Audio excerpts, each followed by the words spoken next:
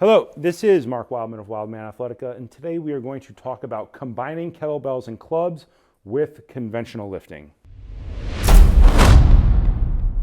This idea comes to us from Bob. I believe his last name was Dole, probably not the Bob Dole, but somebody with the same name. And he is going back to more conventional types of lifting, and he wants to know what he should do with his kettlebell and club training. Should he dump it entirely?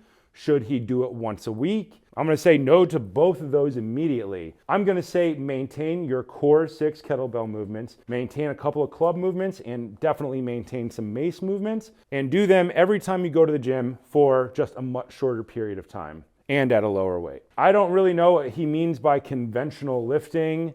That could be going to 24-hour fitness and doing National Academy of Sports Medicine stuff, cable machines, or it could be deadlift, back squat, and bench. Doesn't matter what the conventional lifting is, the answer doesn't change. You keep your kettlebells and your clubs going because these are the best way to maintain your ability to do basic human movements for the least amount of money anywhere. Most gyms have some kettlebells. They'll have, 16Ks, probably up to 24Ks. Most gyms don't have above 24K. Or at least none that I can think of that aren't specifically a CrossFit gym. But I would put these movements on for maybe 10 minutes a day at the beginning of your workout. Always do the thing that's most likely to kill you first.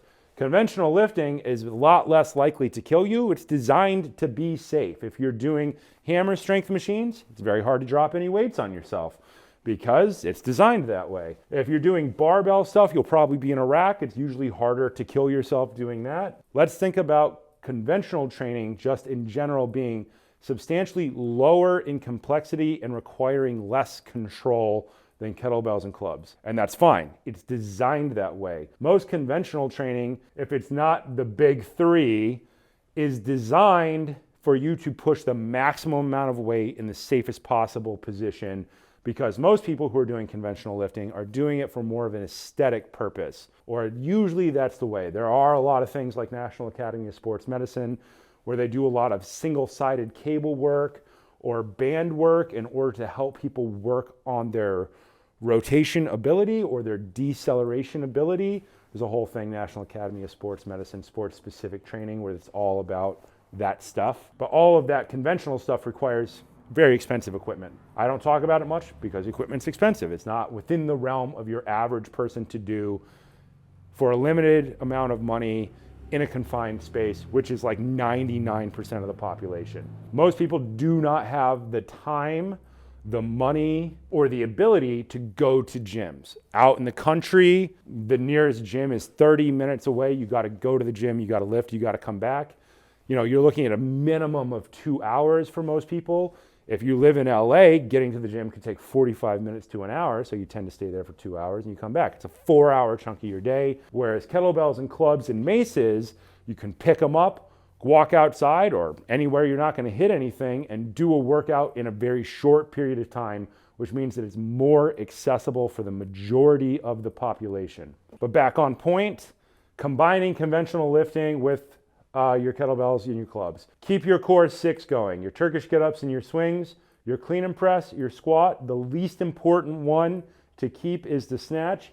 That's usually the one that gets chucked out, and we kind of put that same core firing pattern with the clean and press. But if you were going to do something like bench, then you would definitely use your Turkish get-up as a warm-up, sub-maximal instead of a maximal Turkish get-up, and a clean and press.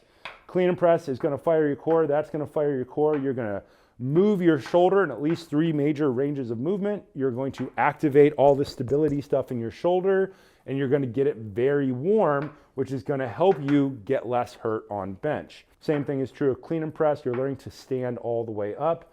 If you were working on deadlift, then of course you have your swing that you would be working on, or just a clean. I usually, if I'm going to do any type of conventional lifting, like to just do clean for 5 to 10 minutes with a light weight. Make sure everything in the core is really firing and your glutes are on, your hamstrings are warm before you start trying to pull max load. Clubs focus on a bunch of other ranges of movement. A deadlift is going up and down, which is heaving. It's hinging at the waist forward and back, which is pitching. Squats, same thing. moving up and down with some hinge at the waist, heaving and pitching. Bench is just straight heaving. With those big 3 lifts, we only have 2 planes of movement.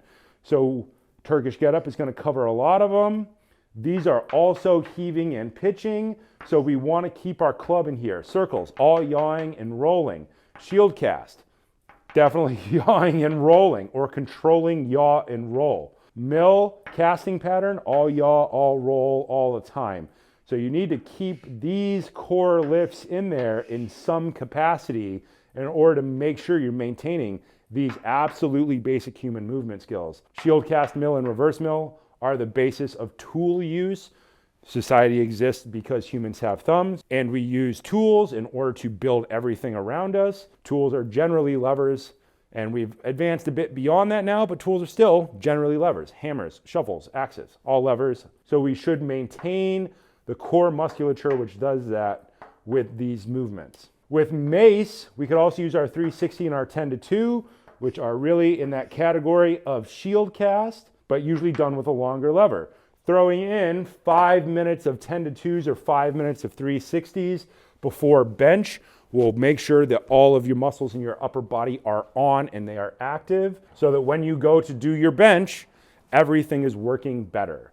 So you can take all of your kettlebell movements, your club movements, and your mace movements and turn them into warm-ups, or you could integrate them into lifting programs in different ways, but we'll talk about that later. Think about these things if you're doing conventional lifting as prehab, not rehab, prehab, where you're prehabbing all the muscles of your body. There are ways to do all of these things in the gym, they're just not as good. When you're doing your shield cast, every time you're stabilizing that club, you're essentially doing shoulder prehab. Same thing with mill, same thing with reverse mill, same thing with 360, same thing with 10-2. Most people who go to the gym, I think it's 60%, have shoulder injuries.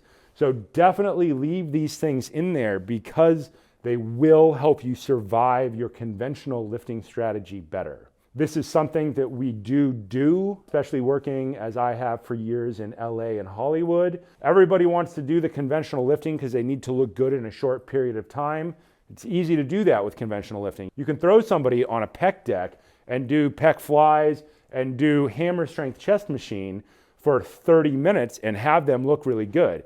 If you throw in 360s or shield casts for 10 minutes before that, they look even better, even faster, because you're taking real movement muscle and combining it with that isolation exercise.